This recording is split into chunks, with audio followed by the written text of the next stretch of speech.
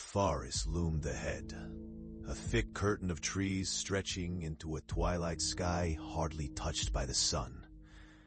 Jonah gripped the map tightly, but the inked lines seemed to warp in his gaze, guiding him deeper into the unknown with every breath he took. A faint whisper floated through the damp air, almost musical, teasing him to follow.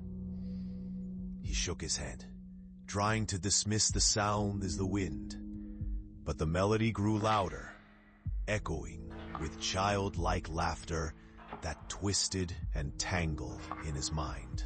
As he progressed, shadows danced around him, elongating and darting with the flickering light of his flashlight. The forest floor was soft underfoot, moss cushioning his steps, yet each crunch of fallen leaves felt like a warning. Trees loomed like ancient sentinels, their gnarled branches reaching toward him, beckoning with skeletal fingers. The whisper transformed into a dull chant, a repetitive call mingling with the soft thud of his heart. Jonah stumbled upon a clearing where sunlight broke through the canopy, revealing an expanse of withered grass and a solitary, splintered tree at its center. Its bark was marred with strange symbols, and beneath its roots lay a small, grotesque doll, its porcelain face cracked and smeared with a dark substance that glistened under the faint light. The urge to touch it tugged at him, yet an icy dread curled around his spine like a serpent. That's when he heard it, the unmistakable sound of footsteps behind him.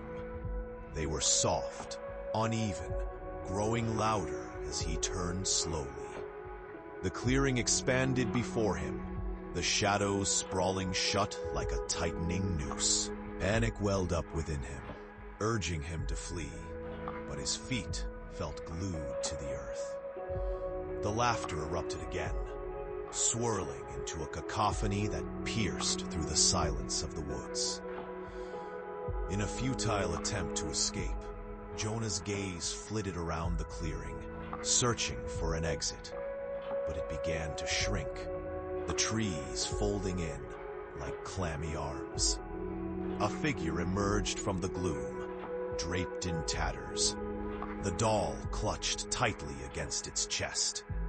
It was a child, or what appeared to be one, its face obscured by wild hair and layers of leaves.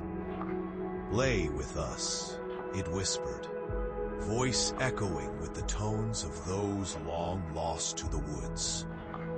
In that instant, Jonah's memories flooded his mind. Children from his past, once friends, faces that twisted into sorrow and regret. He had ignored their pleas to stay, their laughter now a distant echo, forgotten in his adult life.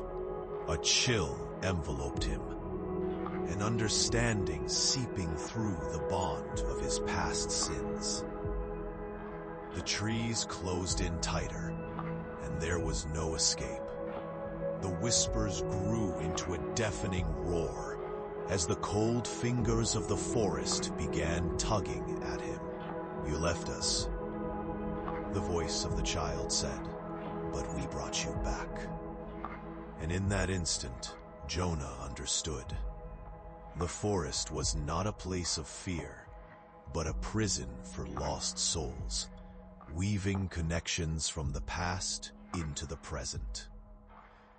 As the shadows swallowed him whole, his screams joined the chorus of laughter that danced through the trees. A chilling reminder that some bonds could never be broken, not even by death.